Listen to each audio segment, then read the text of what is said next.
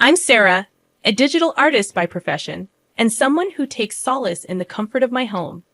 I take pride in both my creative work and my modest yet warm abode. This made the decision to marry a significant one for me. Mark, a confident professional working in a reputable company, appeared to be the perfect choice. Charming, intelligent, and hailing from a respectable family. Little did I know, appearances can be deceiving. The first cracks in what I thought was an ideal life surfaced during the wedding planning process. It became a constant power struggle between me and Mark's traditional-minded mother, Alice. She insisted on a grand, old-fashioned wedding with elaborate floral arrangements, fancy table settings, and uncomfortable family traditions. As the wedding day approached, anxiety set in. Despite my efforts to maintain a joyful facade, something felt off. Mark seemed distant, like a spectator at his own wedding. However, what truly stung was Alice's behavior. Stepping out of the car in my carefully chosen wedding dress, I felt her judgmental eyes scrutinizing everything from my attire to my complexion. In a cold tone, she criticized my dress, leaving me embarrassed. Mark remained silent, failing to defend me. As the day unfolded, Alice became determined to find fault in every detail: the music, the food, and even my 12-year-old sister's table manners. Attempting to intervene and defend my sister only led to Alice asserting that discipline starts young, as if I needed correction. During the toast, Alice couldn't conceal her disapproval, offering wishes for a joy-filled life that her eyes betrayed as insincere. Looking to Mark for support, I found none. He avoided my gaze, making me realize that the love we spoke of may have been a facade. It became clear that I was alone in this marriage, caught between a husband unwilling to stand by me and a mother-in-law determined to make my life miserable. Our wedding day, meant to mark the beginning of a happy life together, felt more like the opening chapter of a somber tale as we departed for our honeymoon.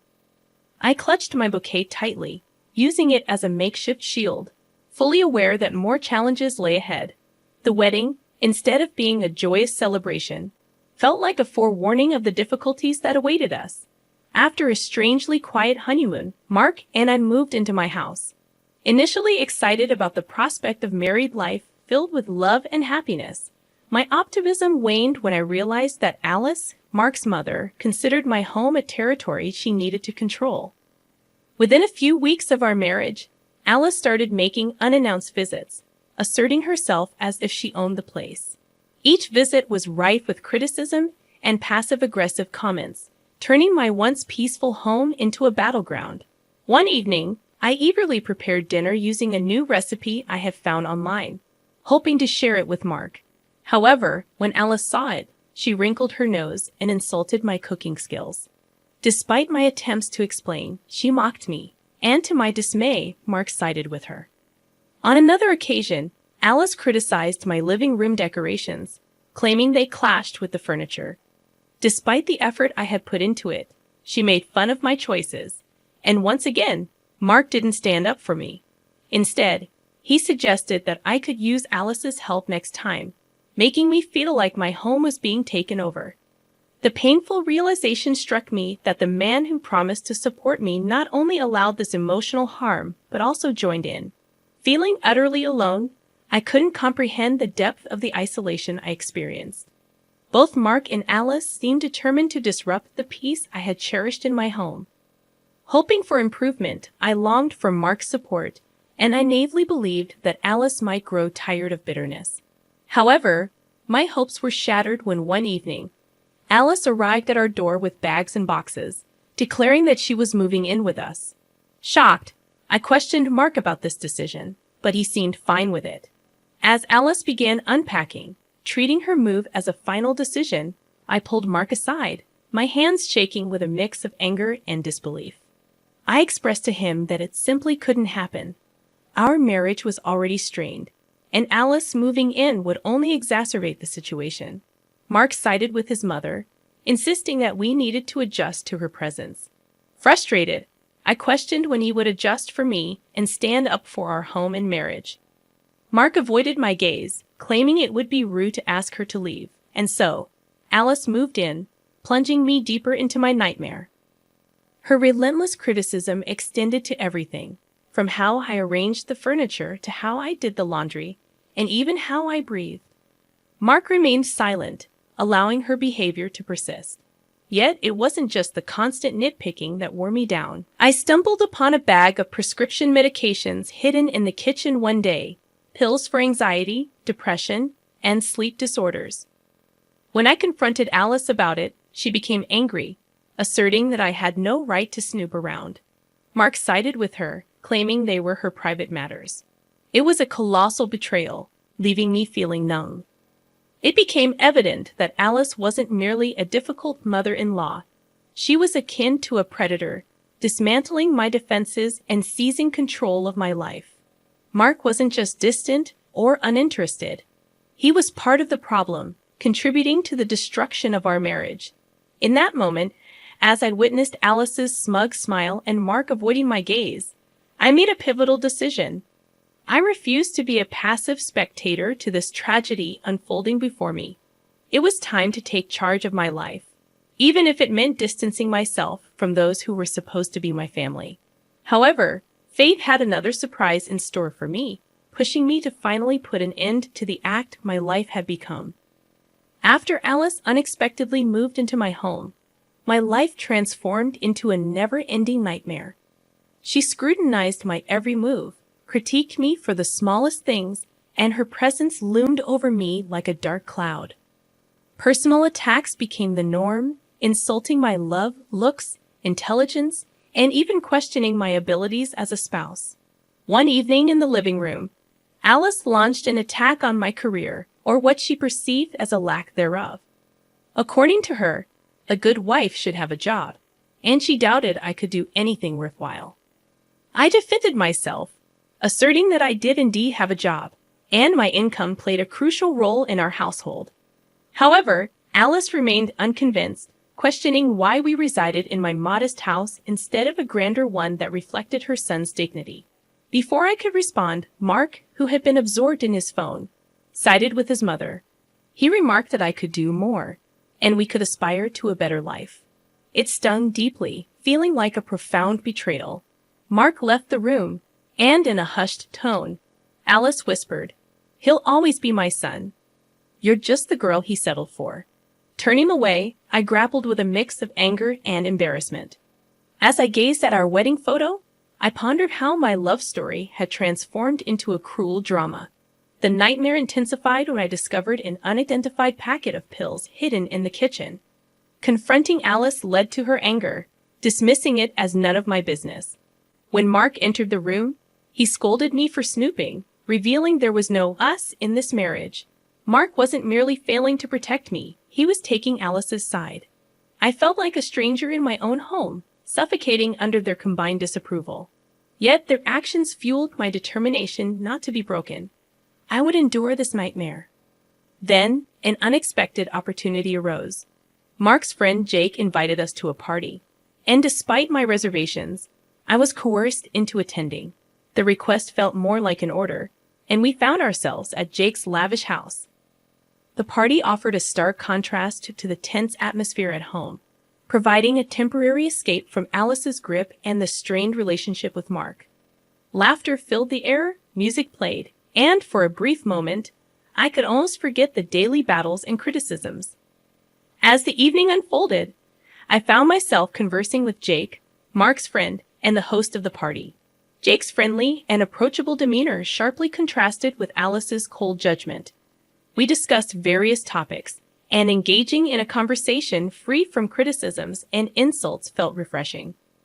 Jake suggested a party game, a welcome change from the toxic atmosphere at home, and I hesitantly agreed. During the game, I shared a story from the early days of our marriage, highlighting the challenges and lessons we had learned. The room echoed with laughter as I recounted some of the humorous mishaps we had experienced. It felt liberating to share a part of our story, even if only in a game. Afterward, Jake pulled me aside, expressing concern about my situation at home. He had observed the tension and encouraged me to stand up for myself, refusing to let them mistreat me further. His words were a glimmer of hope in the darkness that had enveloped me for so long. Over the next few weeks, as I pondered my life and the choices I had made, I came to the realization that I deserved better than the constant emotional abuse and the suffocating feeling of being trapped in my own home. With Jake's support and encouragement, I took small steps toward reclaiming control over my life. I began attending therapy sessions to build my self-esteem and develop strategies for navigating the toxic dynamics in my marriage. The journey wasn't without its challenges and setbacks, but my determination to break free from the cycle of abuse and regain my sense of self-worth remained unwavering. Over time, I engaged in candid conversations with Mark about the need for change in our relationship. It was a difficult process, but he gradually recognized the toll that Alice's presence and his own indifference had taken on our marriage. Together, we started setting boundaries and actively worked on improving our communication. The path to reclaiming my life was challenging, but it was a journey I was resolute in pursuing. With the support of friends like Jake and newfound determination, I began rebuilding my self-confidence and finding my voice. Step by step, I knew I had the strength to overcome the nightmare that had consumed my life for far too long. During the first half hour of the party, everything seemed okay. People laughed, clinked glasses, and music filled the air. However, as the night progressed, I noticed Mark growing more distant. He spent more time with others than with me, and when our eyes met, he seemed annoyed. Eventually, Mark disappeared, and my search for him among the guests proved unsuccessful. Turning to less crowded areas of the house, I heard a soft giggle followed by Mark's unmistakable voice. My heart sank even before I reached the door where the sounds emanated. Taking a deep breath, I opened the door to find Mark with another woman. They were oblivious to my presence for what felt like an eternity. When they finally noticed, Mark's face displayed annoyance rather than guilt or regret. He snapped at me, questioning my apparent lack of courtesy and knocking. Unable to contain my anger, I retorted, "Knocking? Are you serious? What are you doing, Mark?" Trembling not with sadness but fiery rage, I witnessed his face turn red, a mix of embarrassment and anger. He suggested we discuss it at home, but I was done talking.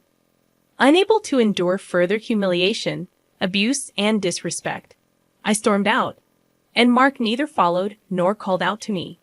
I returned home alone, my mind racing but surprisingly clear. A line had been crossed, a boundary broken. The next morning, Mark acted as if nothing had happened. It was then that Alice, always ready to take advantage of the situation, decided to speak up. She criticized me for embarrassing myself and Mark. That was the last straw. I couldn't take it anymore. Embarrassment. You have the audacity to talk to me about embarrassment after everything you and your son have done. I shot back at her, fueled by months of anger and frustration. Alice threatened to call the police, but I didn't back down. "Go ahead," I said as I dialed my own number into the phone. "They might be interested in the package in the kitchen cupboard." Mark looked puzzled, then alarmed. But before he could say anything, the doorbell rang. As I opened the door for the police officers, a strange calm washed over me. It was as if all the chaos and pain had led to this moment of clarity. My nightmare was about to end, and theirs was about to begin. The police officers were professional but puzzled. They said they received a call about a disturbance, and I confirmed it, leading them to the kitchen cupboard. Inside, I showed them the packet of pills. Mark panicked and asked his mother what she had done. The officers turned to Alice. "Ma'am, you'll need to come with us," one of them said. Alice stammered, saying the pills weren't hers, but the officer insisted she come. She shot me a look filled with rage as they took her away in handcuffs. I looked at Mark, who appeared to be on the verge of falling apart. "Is this what you wanted, Sarah? To break up this family?" he asked. I couldn't believe it. "Destroy this family?" I repeated, surprised. "Mark, you and your mom ruined this family long before today. You cheated on me, belittled me, and let your mom mistreat me in my own home. The damage was your doing, not mine." He stared at me, his eyes narrowing. "So what now? Do you want a divorce?" he asked. I replied firmly, "For the first time, Mark, it's not about what you or your mom want. It's about what I deserve, and yes, I deserve better than this fake marriage."